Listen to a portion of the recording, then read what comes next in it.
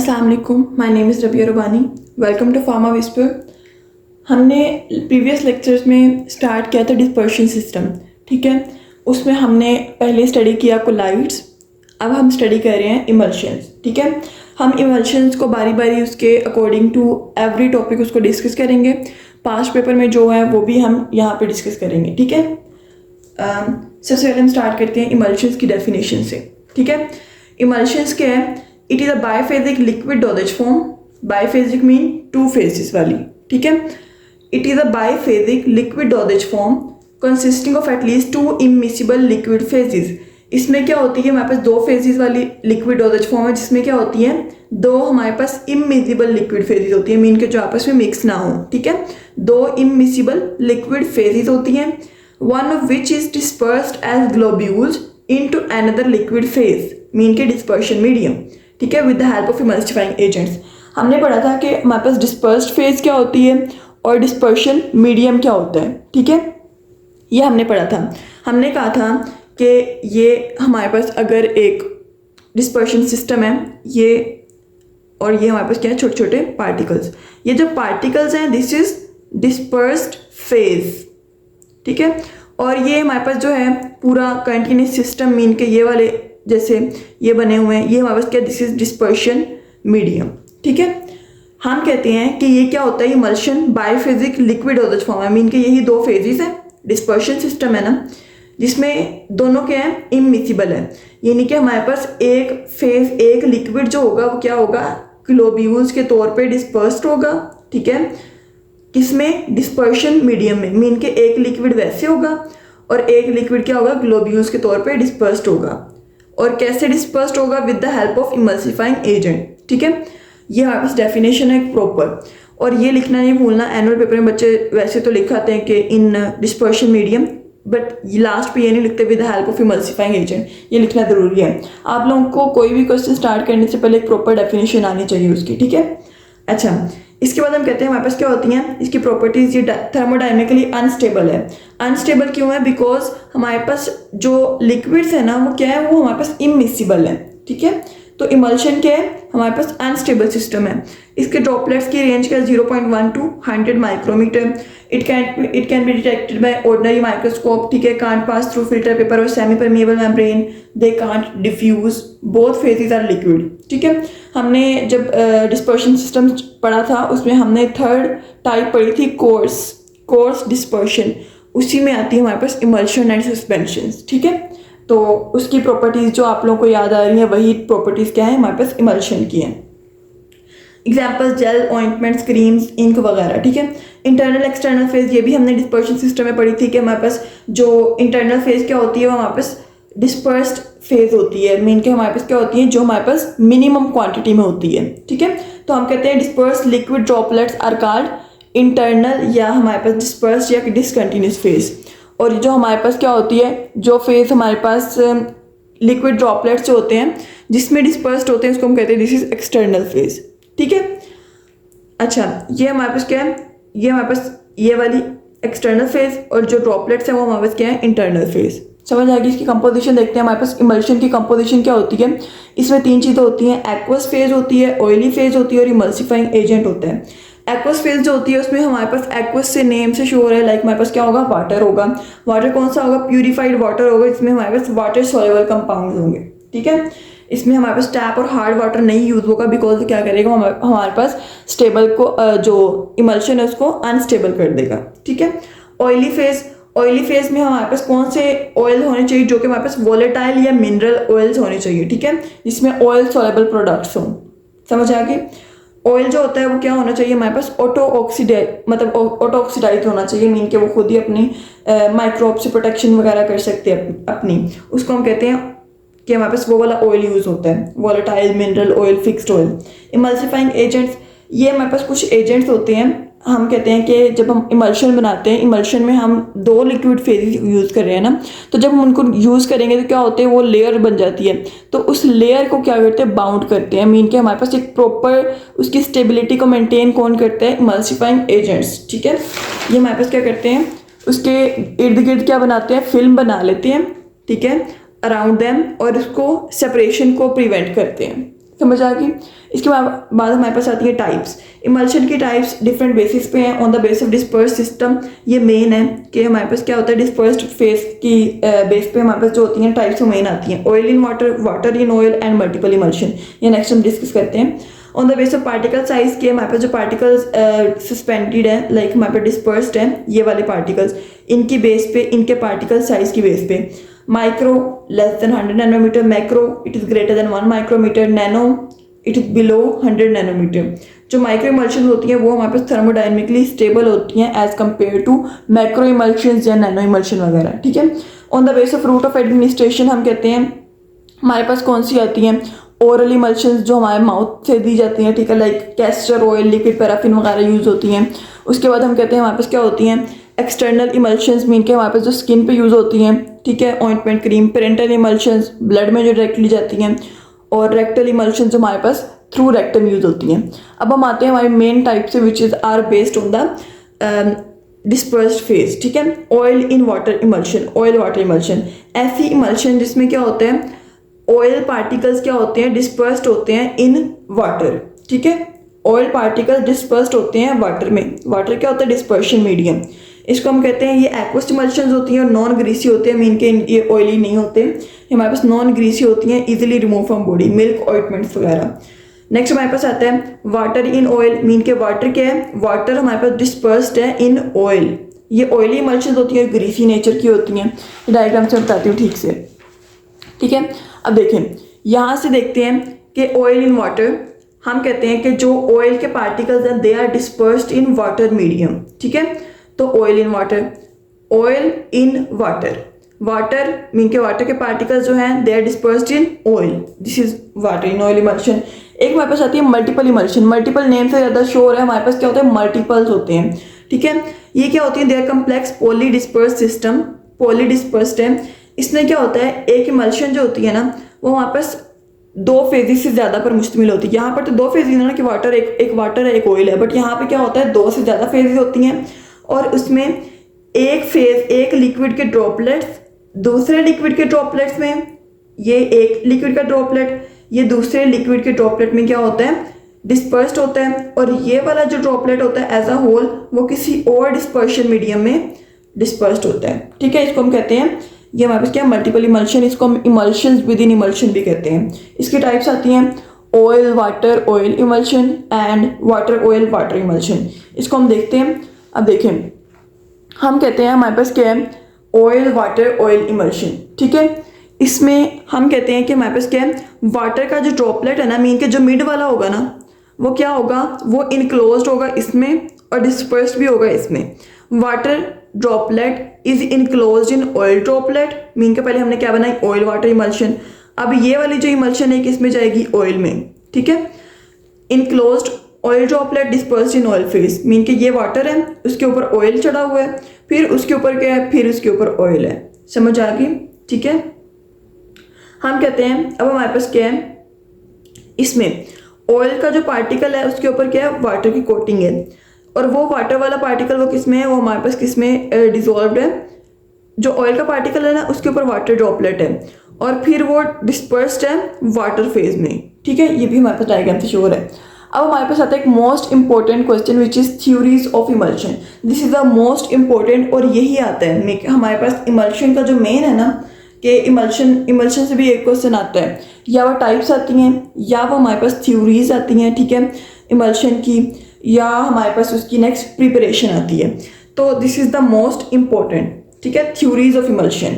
अब theories of emulsion का क्या मतलब है कि हमने पढ़ा है कि इमल्शन जो होती है हमारे पास क्या होती है, हमारे पास अनस्टेबल होती है। उसको स्टेबलाइज करने के लिए कुछ थ्योरीज होती हैं कि हम इमल्सिफाइंग एजेंट डालते हैं उसको स्टेबलाइज करने के लिए, तो कुछ थ्योरीज के अकॉर्डिंग डालते हैं, ठीक है। यहाँ पे एक बेसिक कंसेप्ट है, अगर हम इमल्सिफाइंग एजेंट डालते हैं क्या होता है, तीन चीज़ें बनती हैं, मोनोमोलिकुलर लेयर या मल्टीमोलिकुलर, या हमारे पास क्या होता है finally dispersed divided solid particle. Mean के मोनोमोलिकुलर लेयर क्या होती है, हमारे पास क्या है, ये हमारे पास हमारे पार्टिकल है, उसके ऊपर हमने इमल्सिफाइंग एजेंट डाला, उसने क्या किया, एक लेयर बना दी, ठीक है। In case of multi molecular उसने क्या किया, उसने मल्टी लेयर्स बना दी हैं इमल्सिफाइंग एजेंट ने। But in case of finally divided solid particles क्या है, ये हमारे पास पार्टिकल है उसके ऊपर पार्टिकल्स की ही लेयर बन जाती है। ठीक है, ये ईडीएल में होता है, ईडीएल इलेक्ट्रिक डबल लेयर, ये हमने कोलाइड्स में पढ़ा था। ठीक है, इलेक्ट्रिक प्रॉपर्टीज में। अच्छा, ये समझ आ गया इमल्सिफाइंग एजेंट तीन चीज़ होती हैं, मोनोमोलिकुलर लेयर, मल्टीमोलिकुलर एंड पार्टिकल्स। समझ आ गई। अब हम इसकी कुछ थ्योरीज देखते हैं।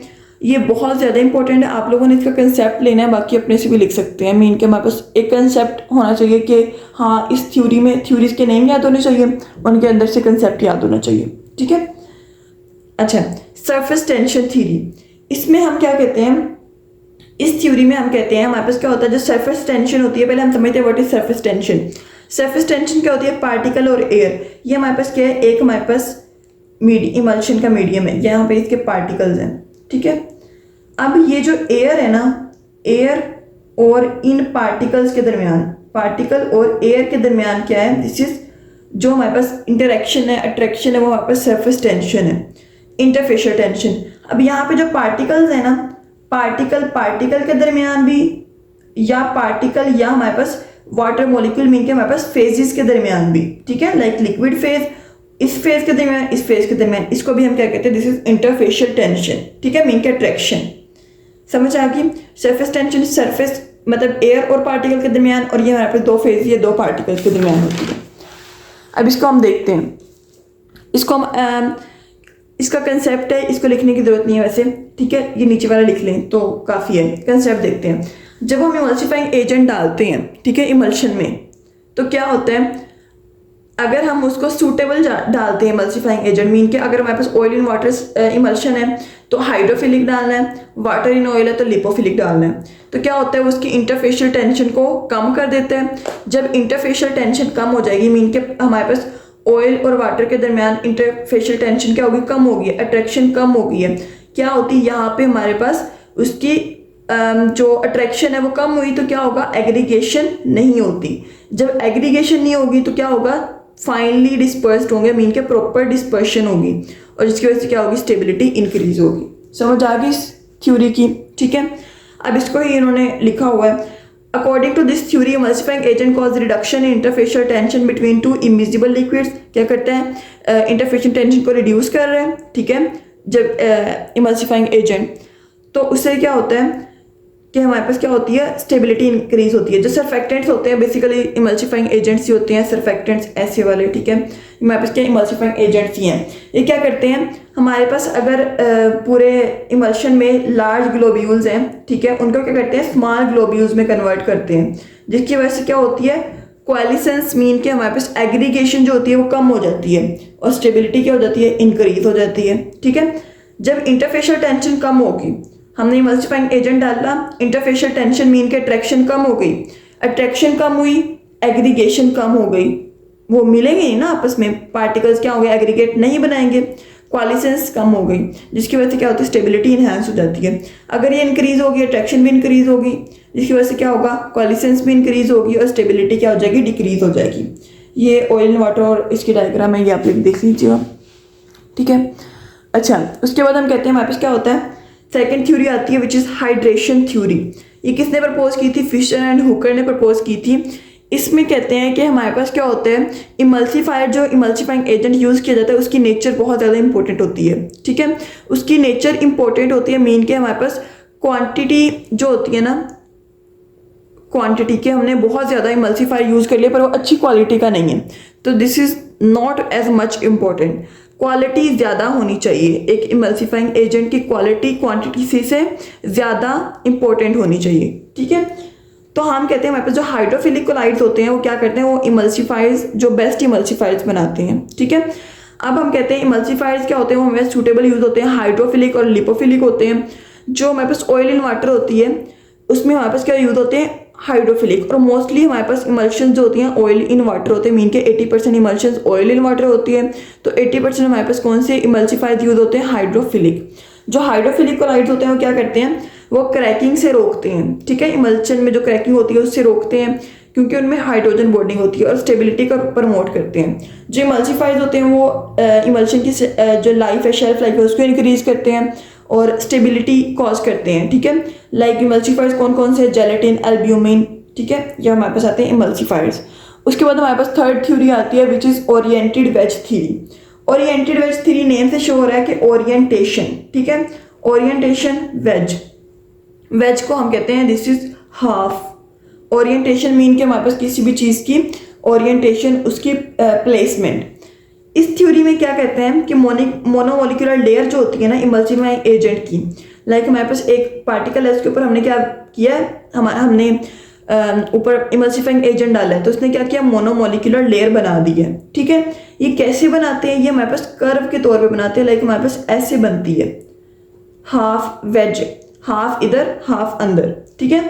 तो क्या कहते हैं, around the internal droplet, mean के हमारे पास इंटरनल फेज के दरमियान बना देते हैं, जो कि हमारे पास डिपेंड करती है सॉलिबिलिटी पे, कि एक इसके अंदर सॉलिबिलिटी कैसी है। अब ये आप लोगों को आगे समझ आएगी प्रॉपर किस तरह। अब इसका कंसेप्ट देखते हैं सबसे पहले, ठीक है। हम कहते हैं कि हमारे पास क्या है, ये थ्योरी क्या कहती है, हमारे पास ओरिएंटेशन इज इमल्सिफायर, कि जो इमल्सिफायर डालते हैं ना उसकी ओरिएंटेशन क्या होती है, वो भी इंपॉर्टेंट होती है, क्वांटिटी और नेचर के अलावा भी। ओरिएंटेशन करेक्ट होगी तो रिजिड मोनोमोलिकुलर लेयर बनेगी। अब कैसे ओरिएंटेशन करेक्ट होनी है, देखें एक्सप्लेनेशन में हम कहते हैं इमल्सिफाइंग एजेंट डाला हमने, ठीक है। इमल्सिफाइंग एजेंट क्या होते हैं, इसके अंदर हाइड्रोफिलिक भी होता है और लिपोफिलिक भी होता है, मीन के हाइड्रोफिलिक भी होता है और हमारे पास हाइड्रोफोबिक भी होता है। तो ये क्या करते हैं, एक दूसरे एक अपने आप को ऐसे अरेंज करते हैं कि सॉलिबिलिटी पॉसिबल हो, मीन के अगर हमारे पास ये हमारे पास वाटर है तो क्या होता है, हाइड्रोफोबिक या तो वो ऐसे वाले अटैच हो जाते हैं, ठीक है, ऐसे बना लेते हैं, क्योंकि हाइड्रोफोबिक और हाइड्रोफिलिक के अकॉर्डिंग देखना पड़ना है ना उसको, या वो ऐसे माइसेल बना लेते हैं, रिवर्स माइसेल, ठीक है। तो हम कहते हैं ये हमारे पास क्या होता है, इमल्सिफाइंग एजेंट्स एक दूसरे को ओरिएंट करते हैं, अपने आप को शेप देते हैं, इससे क्या होता है, पार्टिकल का साइज डिटर्मिन होता है। अब ये देखते हैं, हमारे पास एक इमल्सिफाइंग एजेंट है, उसका हाइड्रोफिलिक हेड है, लिपोफिलिक टेल है। अब क्या होगा, ऑयल इन वाटर में, ठीक है, ये हमारे पास ऑयल का मॉलिक्यूल है और ये हमारे पास क्या है, वाटर, ठीक है। एक ऑयल का मॉलिक्यूल है, उसके ऊपर क्या आके लगे हैं हमारे पास, ये हमारे पास हैं सारे क्या कहते हैं इमल्सिफाइंग एजेंट्स, ये आए हैं और इन्होंने खुद को अरेंज किए कि ऊपर से हाइड्रोफिलिक है, नीचे से लिपोफिलिक है। अब क्या होगा, ये जो हाफ बाहर है हाफ अंदर है, दिस इज वेज, मीन के हाफ अंदर हाफ बाहर, इसी को हम कहते हैं दिस इज वेज थ्योरी, ठीक है, ओरिएंटेड वेज थ्योरी। और यहाँ पे क्या हो जाती है, एक रिजिड लेयर बन जाती है। समझ आई कि प्रॉपर ओरिएंट करता है according to its hydrophobic and hydrophilic character. Next हमारे पास आती है इलेक्ट्रिक डबल लेयर। ये जो इलेक्ट्रिक डबल लेयर होती है, ये हमने पहले पढ़ा था कि हमारे पास क्या होती है, ये फाइनली डिवाइडेड सॉलिड पार्टिकल्स, ठीक है। ये इसमें आती है कि हमारे पास क्या होते हैं, जो पार्टिकल्स होते हैं, मतलब हमारे पास लेयर होती है, उसके ऊपर पार्टिकल्स क्या बनाते हैं, एक लेयर बना लेते हैं, ठीक है, एक पार्टिकल के ऊपर। ईडीएल भी कहते हैं इसको। हम कहते हैं कि हमारे पास या कोई मॉलिक्यूल होता है या वो ऑयल मतलब न्यूट्रल होता है, या पॉजिटिव या नेगेटिव होता है। तो जो हमारे पास होते हैं इसमें, इस केस में हमारे पास जो चार्जेस होते हैं ना, मतलब हमारे पास मॉलिक्यूल्स होते हैं, वो क्या होते हैं, हमारे पास ब्राउनियन मोशन में होते हैं ना, इनके वो मूवमेंट करते रहते हैं, क्योंकि वो स्टेशनरी तो नहीं होते, वो मूवमेंट करते हैं। जब वो मूवमेंट करते हैं तो पॉजिटिव और नेगेटिव चार्ज इंड्यूस करते हैं, ठीक है। अब हम कहते हैं हमारे पास, हमने ये पढ़ा हुआ है, हमने कोलाइड्स की थ्योरी में पढ़ा था, इलेक्ट्रिक प्रॉपर्टीज में पढ़ा था, इलेक्ट्रिक प्रॉपर्टीज में, कि हमारे पास ईडीएल क्या होती है। ईडीएल में क्या होता है, ऑयल इन वाटर में हमारे पास जो ऑयल है उस पर चार्ज है नेगेटिव, वो क्या करेगा, वो अट्रैक्ट करेगा पॉजिटिव को। जब वो पॉजिटिव को अट्रैक्ट करेगा तो एक लेयर बन जाएगी जो कि हमारे पास स्टेशनरी बन जाएगी, जिसको हम कहते हैं स्टर्न लेयर। जब ये पॉजिटिव को अट्रैक्ट किया, इसने और काउंटर आयंस को किया अट्रैक्ट, जो कि हमारे पास क्या बन जाती है, diffuse layer which is slippery, ठीक है। तो ये हमारे पास क्या है, वाटर है सारा, और ये हमारे पास एक ऑयल मॉलिक्यूल देख रहे हैं, उसने अपने इर्द गिर्द क्या बनाई, ईडीएल बनाई, मीन के हमारे पास इलेक्ट्रिक डबल लेयर। जब ये बन गई तो क्या होता है, यहाँ पे जीटा पोटेंशियल जनरेट होता है, इन दोनों का पोटेंशियल जनरेट होता है। अगर जीटा पोटेंशियल ज़्यादा होगा तो इमल्शन की स्टेबिलिटी ज़्यादा हो जाती है, अगर कम होगा तो हमारे पास इमल्शन की स्टेबिलिटी भी कम हो जाती है, ठीक है। उसके बाद हमारे पास आती है phase volume theory. Phase volume theory में हम क्या कहते हैं, ये थोड़ी रट्टे वाली है कि मीन आप लोगों को याद ही करनी पड़नी है, ठीक है।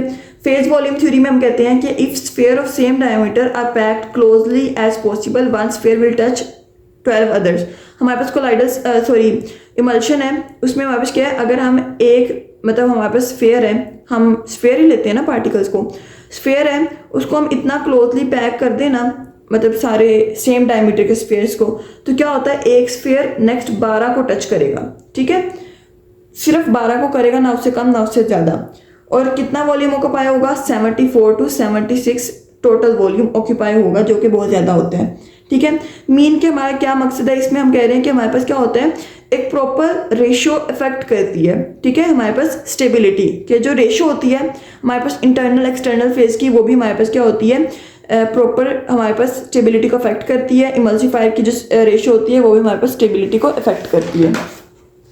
हम कहते हैं हमारे पास क्या है, ये अब देखते हैं। हमने कहा कि हमारे पास जो इसकी जो स्पेसिफिक वॉल्यूम रेशियो होती है एक्सटर्नल की 74 to 76, इंटरनल की 36 to 34, मीन के 100 पूरी हो जाएगी ऐसे। अब हम देखते हैं ये ऑयल का मॉलिक्यूल है, ये हमने कहा कि अगर एक स्फीयर है वो कितने को टच करेगा, 12 को, 1 2 3 4 5 6 7 8 9 10 11 12, इसने क्या किया, 12 को टच किया। और इसने कितना वॉल्यूम ऑक्यूपाई किया, इसने एक्सटर्नल का 74% या 76% ऑक्यूपाई किया, और जो रिमेनिंग रह जाएगा वो हम कहते हैं कि किसने ऑक्यूपाई किया, वो इंटरनल, मतलब कि जो हमारे पास ऑक्यूपाइड होता है, जो बाकी रिमेनिंग होता है उसको हम इंटरनल में ले लेते हैं, ठीक है। अब हमारे पास आती है, इसमें हम देखते हैं कि अगर हमारे पास स्पेसिफिक रेशियो होगी तो इमल्सिफाइंग एजेंट की, तो क्या होगा, हमारे पास स्टेबिलिटी अच्छी होगी। उसके बाद हम कहते हैं थ्योरी ऑफ विस्कोसिटी। हम कहते हैं कि जितना ज़्यादा विस्कस होगा उतनी ज़्यादा हमारे पास क्या होगी, स्टेबल इमल्शन होगी। बट विस्कस इतना भी ना हो कि बस इमल्शन बने ही ना, हम इमल्शन को पोर करें वो पोर ही ना हो, तो प्रॉपर रेंज होनी चाहिए, ठीक है। तो ये थ्योरी उनके लिए ज़्यादा अच्छी इंपॉर्टेंट होती है जो हमारे पास क्या होते हैं, इमल्सिफाइंग एजेंट गम्स वगैरह यूज होते हैं। कोल्ड क्रीम्स की एग्जांपल है, बिकॉज ऑफ विस्कस होती है, एक प्रॉपर विस्कस इमल्शन है, ठीक है। प्लास्टिक या इंटरफेशियल फिल्म थ्योरी, इसमें हम कहते हैं कि हमारे पास क्या होता है कि मोर सरफेस टेंशन मोर इंस्टेबिलिटी, ठीक है। अब मैं इसको समझाती हूँ किस तरह सरफेस टेंशन ज़्यादा होती है तो इंस्टेबिलिटी ज़्यादा होती है। जब दो इमिजिबल लिक्विड्स एक दूसरे के साथ कांटेक्ट में आते हैं तो क्या होता है, हमारे पास एक दूसरे को जब मतलब कांटेक्ट में आते हैं, ठीक है, क्या होता है उसके दरमियान जो होती है अट्रैक्शन होती है, ठीक है। उसके दरमियान जो एक दूसरे को forces, each liquid resist liquid molecules, mean के हमारे पास क्या होती है, इनके दरमियान अट्रैक्शन रिपल्शन का फिनोमिना होता है, जिसको हम क्या कहते हैं, दिस इज इंटरफेशियल टेंशन, ठीक है। अच्छा, अगर हम कहते हैं हमारे पास ये है इमल्शन, इसके अंदर अब हमने क्या किया, ये सरफेस टेंशन एयर के साथ और पार्टिकल के साथ, जो एयर पार्टिकल की इंटरेक्शन उसको हम कहते हैं सरफेस टेंशन। अगर हमारे पास सरफेस टेंशन क्या होती है, इंक्रीज होती है, लाइक एयर क्या होती है, इसके दरमियान इनके दरमियान क्या होती है, टेंशन इंक्रीज होती है, क्या होती है, इनकी भी मोशन इंक्रीज हो जाती है, ठीक है, क्योंकि वो इसको प्रेस करेगा तो क्या होगा, सरफेस एरिया कम होगा, या पहले यहाँ पे था तो कहाँ पे, यहाँ तक सरफेस एरिया कम हुआ, हमारे पास इंटरफेशियल टेंशन ज़्यादा हुई, सरफेस टेंशन ज़्यादा, सरफेस एरिया कम, क्या हुआ इससे, हमारे पास इंटरफेशियल टेंशन ज़्यादा। जब इंटरफेशियल टेंशन ज़्यादा, एग्रीगेशन ज़्यादा तो इनस्टेबिलिटी ज़्यादा। ये सारा कंसेप्ट आता है इसका, ठीक है। आप लोगों को होप सो समझ आ गई होगी, मैंने अपनी पूरी कोशिश की है समझाने की। ईजी है और ये बहुत ज़्यादा इंपॉर्टेंट है, इसको अच्छे से कीजिएगा। बाकी अगर कोई मसला आता है आप लोग पूछ सकते हैं, कोई भी मसला हो, कोई भी इशू आप लोग पूछ सकते हैं। और डिस्क्रिप्शन में व्हाट्सएप ग्रुप का लिंक है, वहाँ से ज्वाइन करके आप लोग नोट्स वगैरह भी ले सकते हैं। जज़ाकल्लाह।